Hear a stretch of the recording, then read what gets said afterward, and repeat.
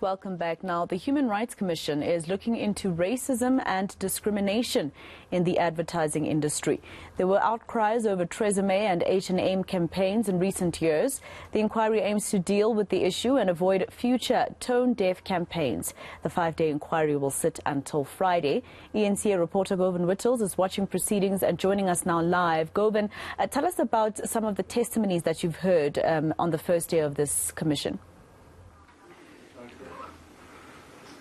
Well, Maseko, it is the first day, and the first witness to give testimony here is the anti-racism activist, Zuleika Patel. You may remember her from the 2016 protest at Pretoria High School for girls against their hair policy. And her testimony started off by demonstrating or going into the use of hair as a tangible tool to enforce racism during colonial times, as well as the apartheid regime. And she was testifying how the description of black hair as frizzy and dry perpetuates the use of hair as a tangible tool to enforce racism, especially when white hair is referred to as flat and fine and normal.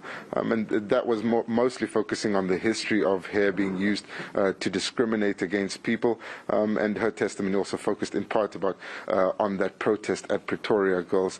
But what's really been interesting this morning has been the testimony by the South African Medical Research Council. They're based at WITS, and they were looking into the advertising regulatory board and its power to regulate advertising agencies and the content that they put out. They've established a link between the marketing of unhealthy foods with the rise in non-communicable diseases, especially obesity, and they've made a few suggestions for the legislation of the advertising regulatory board.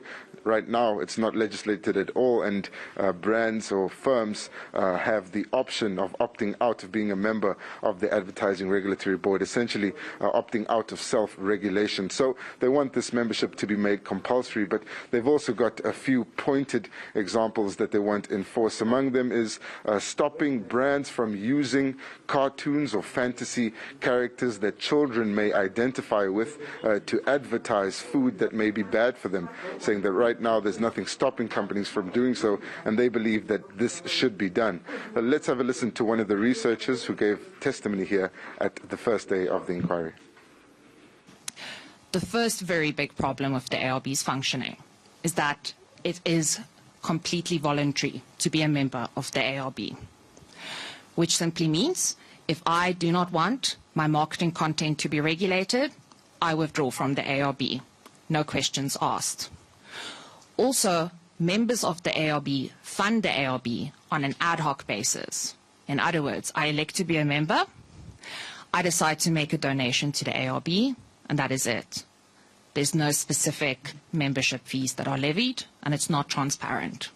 Again, the ARB does publish specific funders, and it's possible to see online which corporations did make donations, but this creates certain concerns. If membership is negotiable and attached to a certain monetary value, can we truly view that as an independent body? Again, this is a perception problem. Is the Code of Advertising Practice, so this would be the document that the ARB administers to determine whether or not an ad breaches their internal rules, can that be deemed truly independent if sign-on is voluntary? Is a decision truly independent if you're a known funder of the body that makes that decision? And then finally, is the sanction that is levied truly as severe as it should be? And then one would wonder, but what happens if this party withdraws? Does the money go with it? And really, this stems from an institutional problem that the ARB cannot correct. And that is that the ARB has incredibly limited recognition in law.